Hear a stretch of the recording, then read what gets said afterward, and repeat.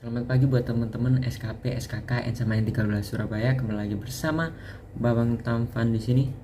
Jadi hari ini aku berkesempatan buat membawakan renungan pagi lagi. Nah, mungkin teman-teman bingung gitu kan, kayak bertanya kenapa saya yang mengisi renungan pagi gitu. Padahal dijadwalkan udah ditentukan yang renungan pagi adalah yang kelas 11.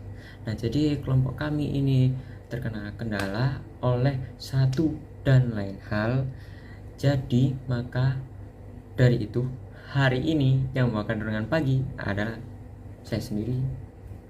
Nah, buat teman-teman yang khususnya kelas 10 mungkin belum mengenal saya atau sudah mengenal saya, jadi saya akan melakukan perkenalan lagi. Perkenalkan, nama saya Franciscus Rehan Kriswanto dari kelas 12 IPS 9. Nah, gak usah berlama-lama, mari kita mulai renungan paginya dengan berdoa terlebih dahulu.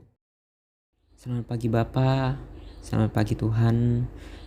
Tuhan, kami minta pertolongan-Mu pada hari ini, kami minta pengharapan-Mu pada hari ini, kami minta perlindungan dan juga pemberkatan-Mu pada hari ini Tuhan. Kami benar-benar bersyukur karena kami masih diberi waktu dan masih akan diberikan nafas pada hari ini Tuhan. Kami akan mendengarkan firman-Mu sebentar lagi Tuhan. Kami benar-benar mohon pemberkatan-Mu Tuhan. Berkatilah kami semua Tuhan. Semoga kami selalu dan senantiasa dijauhkan dari yang jahat. Amin. Nah teman-teman, firman Tuhan yang akan saya bawakan pada hari ini, yakni saya ambil dari Yohanes 20 ayat yang ke-11 sampai dengan 18. Nah teman-teman bisa buka Alkitabnya dan ataupun teman-teman bisa mendengarkan bacaan Alkitab dari saya. Dan saya berharap teman-teman sangat memperhatikan ya teman-teman. Sekali lagi saya minta untuk teman-teman memperhatikan. Oke? Yohanes 20 ayat yang 11 sampai dengan 18. Yesus menampakkan diri kepada Maria Magdalena. Tetapi Maria berdiri dekat kuburan itu dan menangis. Sambil menangis, ia menjenguk ke dalam kuburan itu, dan tampaklah olehnya dua orang malaikat berpakaian putih. Yang seorang duduk di sebelah kepala dan yang lain di sebelah kiri, di tempat mayat Yesus terbaring. Kata-kata malaikat itu kepadanya, "Ibu, mengapa engkau menangis?"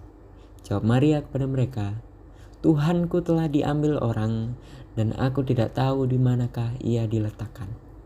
Sesudah berkata demikian, ia menoleh ke belakang dan melihat Yesus berdiri di situ. Tapi ia tidak tahu bahwa itu adalah Yesus. Kata Yesus kepadanya, "Ibu, mengapa engkau menangis? Siapakah yang engkau cari?" Maria menyangka orang itu adalah penunggu taman, lalu berkata kepadanya, "Tuan, jikalau Tuan yang mengambil dia, katakanlah kepadaku, di mana Tuan meletakkan dia supaya aku dapat mengambilnya." Kata Yesus kepadanya, "Maria." Maria berpaling dan berkata kepadanya, dalam bahasa Ibrani, "Rabuni," artinya guru. Kata Yesus kepadanya, "Janganlah engkau memegang aku, sebab aku belum pergi kepada Bapa, tapi pergilah kepada saudara-saudaraku dan katakanlah kepada mereka bahwa aku akan pergi kepada Bapakku dan Bapamu, kepada Allahku dan Allahmu." Maria Magdalena pergi dan berkata kepada murid-murid, "Aku telah melihat Tuhan," dan juga bahwa Dia yang mengatakan hal-hal itu kepadanya.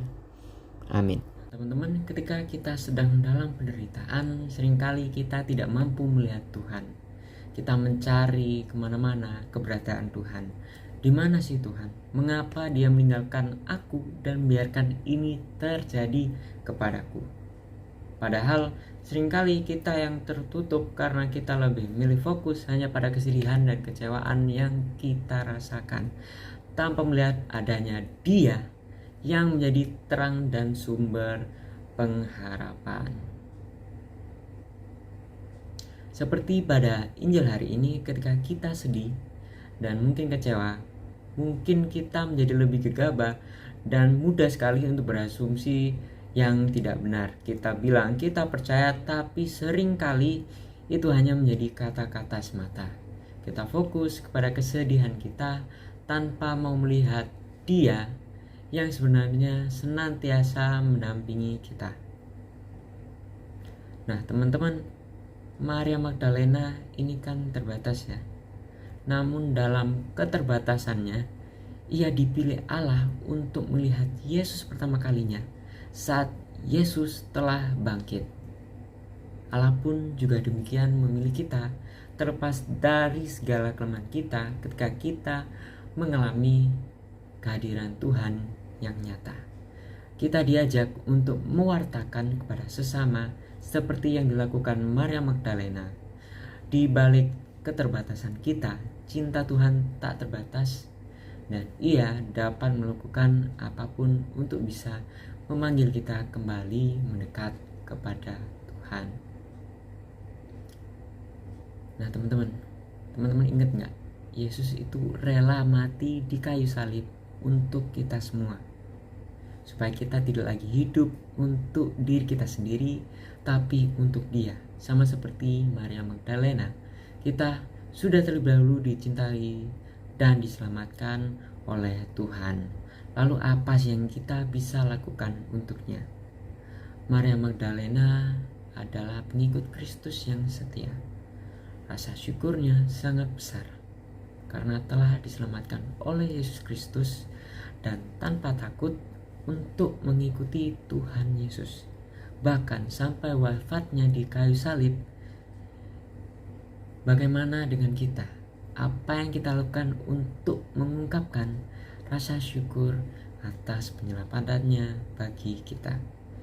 Kita pun juga diajak untuk menjadi pengikut Tuhan yang setia.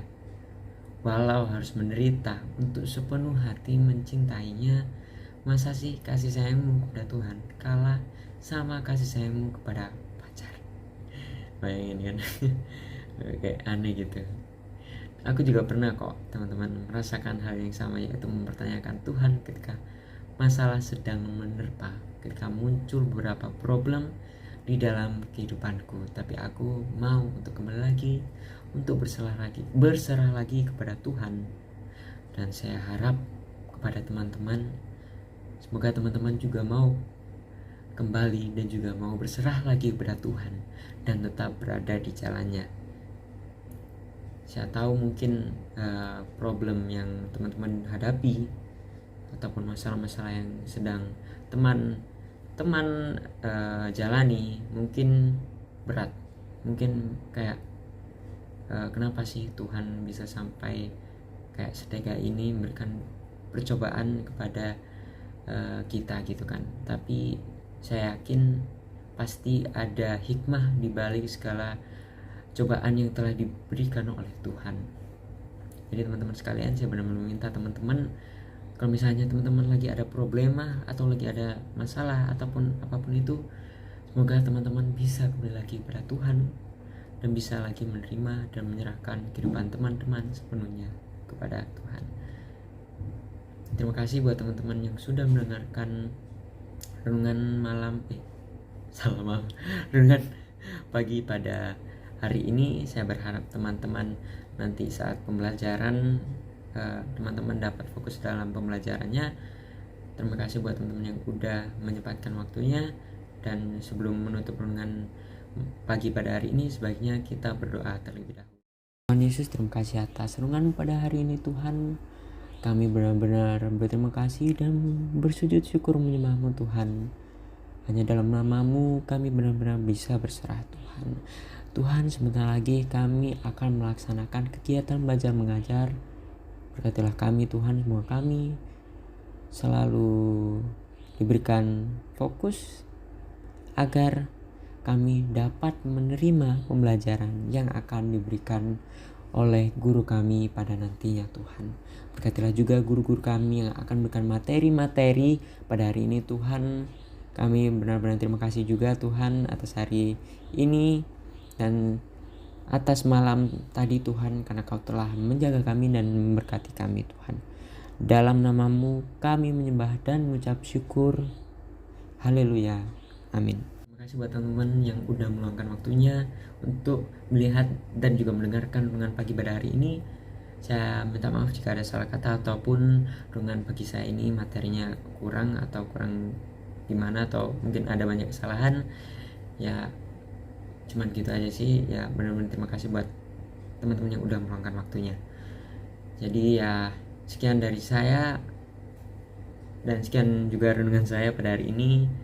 Terima kasih banyak dan sampai jumpa di renungan pagi saya yang selanjutnya. Saya Baban Tampan pamit undur diri.